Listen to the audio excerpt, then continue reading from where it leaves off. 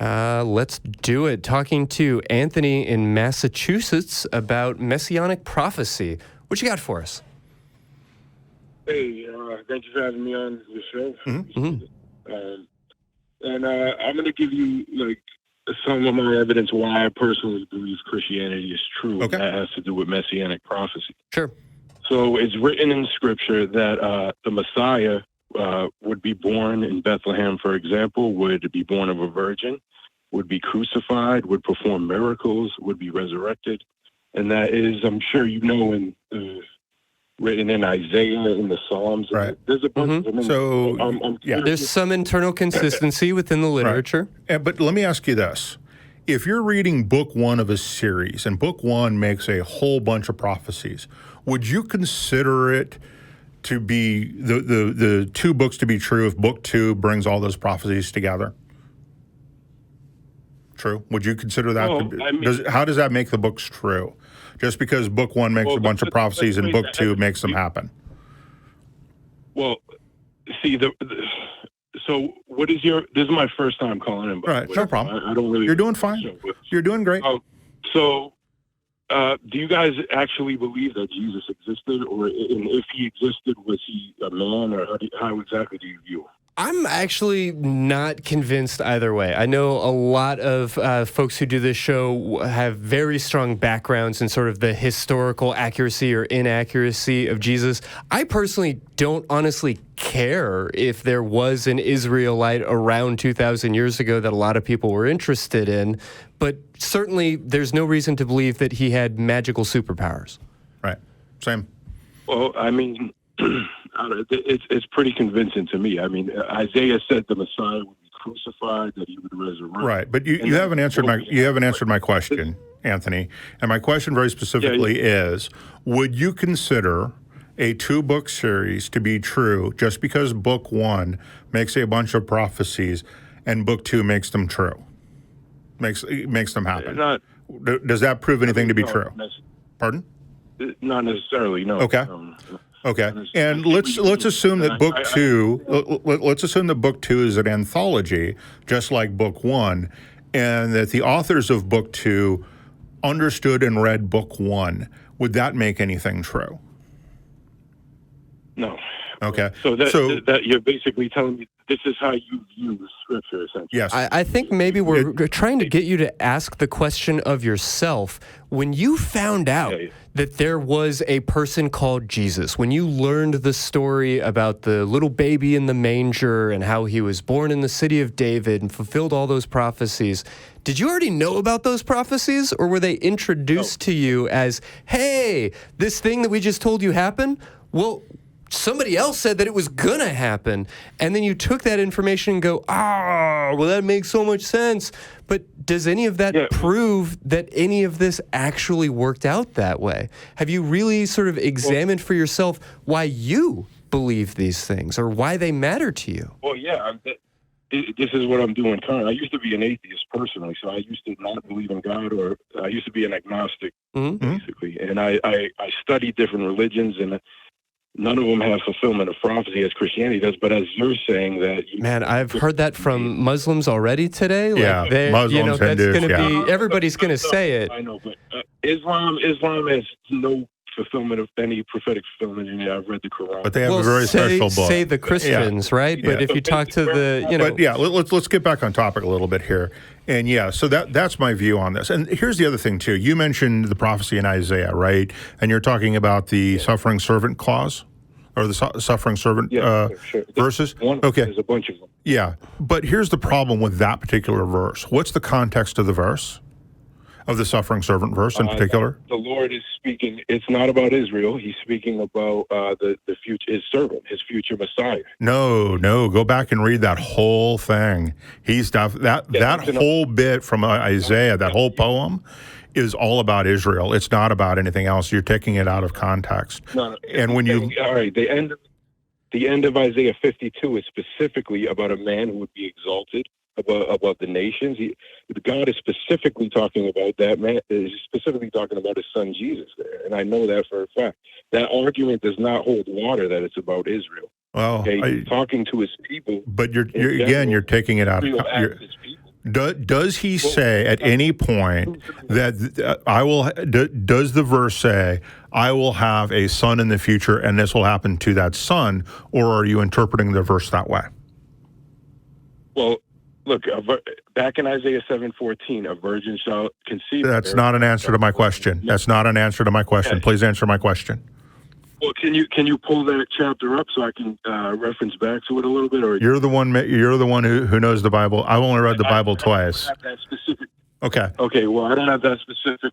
The answer is no, because none of the prophecies that I have, so-called prophecies that I've ever looked at by anybody who claims, and I know there's some people say 300, some people say 5,000, and I haven't seen a list of 300 or a list of 5,000, and the ones that I get are the same ones over and over again. And the only way you get to prophecy is through interpretation. Nowhere. Well, do you actually get a prophet saying, "This is what I'm prophesying," except for a couple, and some of those turn out to not be so true. Then you've got the book of Daniel, which most biblical scholars believe is a forgery. And it was written around the time of the Maccabees, and everything in there is about the Maccabees, and nothing is about the future any farther than that. It is about God's kingdom, right, and it's all about Maccabees, because when you look at Daniel and you look at what actually happened in Maccabees, Daniel gets a whole bunch of stuff wrong that happens before Maccabees. Everything that happens during that rebellion, we can find evidence for, and everything that happens after that is also completely BS. So the only part of it that is true that we can actually nail down is that center section written by somebody who was living it at the time. But their history, completely wrong. And everything that happens after that is also completely wrong. So we can look at Daniel and go, that's not right. We can look at Noah's flood and go, well, that didn't happen as written. We can look at, Moses and the whole Egypt thing and go, Egyptian and Israeli scholars agree that it did not happen as written, that there is no evidence of Israelites being in Egypt all at that time. So again, go back and look at these things and go and ask yourself, am I interpreting it this way, or does it actually say that? Because that's the problem with prophecies. It does say that. It's specifically talking about Christ. Like Isaiah 9:6, you have a son given to us. His name will be called Mighty God, Everlasting Father, Prince of Peace, Wonderful Counselor. And like, what's the context? How do you think these people just made this up? And I mean, because that's how you do historical fiction. I'm not convinced. Yeah, but I'm not convinced of that. The claims that were made, they're unfalsifiable. Jesus could not falsify those prophecies. I'm not saying Jesus falsified any of them. I'm saying the people who wrote the Gospels knew of the prophecies, and because, correct me if I'm wrong, but isn't there a story of Jesus riding into Jerusalem on an ass and on a horse? Yeah, that's in Jesus. Why? Why do we have both stories? Why do we have both stories? That's in Zechariah, that the king would come to us. Right, but there are two prophecies about the Messiah riding into Jerusalem. One, he's riding on an ass, and one, he's riding on a horse, or he's walking, and I forget the other one is. Right? No. That's why we have two, because the authors of the Gospels are more interested in theology than they are in history. Okay, so I mean, and they're interested in their theology. They're not interested in the theology of Christianity. They're interested in their specific theology, which is why you have disagreements in them, which is why you have them taking Mark and building on Mark. Because that's what's happening, sure. Right? You've got a bunch of things. We can look at Mark and go, oh, hey, how do you know he rose again? Well, the tomb was empty.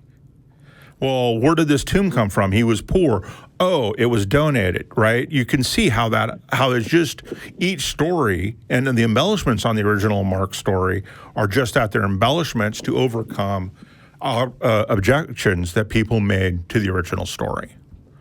And that's all you have. Sure. I mean, I'm not going to convince you guys otherwise. I understand where you're coming from, because I used to be an atheist and argue the same way, so I understand. Your reason. Well, what convinced you? What convinced you? That's where I'm coming to. That's what I'd maybe like to walk away with it all on. Sure. Listen, I was just convinced because I did detailed study of Scripture, and I have too. It's just like you can't. come away with believing this is all made up. If the prophecies were fulfilled in such a way, and yet that is exactly so. When you didn't, and that's okay. And yet I have. That's my conclusion now, and I'm still continuing to study the scripture. I still continue to read the biblical scholars, and guess what? I'm still unconvinced that there's a prophecy, first of all, and that those prophecies are Jesus, and worst of all, that the authors, whoever they were, of the Gospels didn't know it, and therefore wrote stories to make those prophecies come true, to make their stories more believable.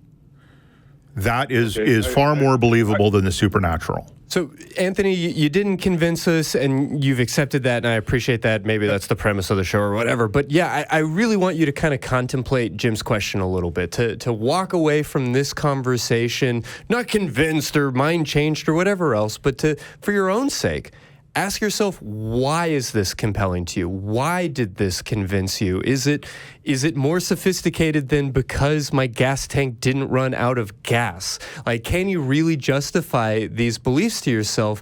And ask yourself, if it was literally anything else, if we were talking about any other subject or topic, would somebody telling you that somebody else predicted a thing that they are also telling you about be compelling? Would that be meaningful to you at all? And if so, okay, go on, live your life, try and be kind, try and be decent, but recognize that no one else is really going to be impressed by all that.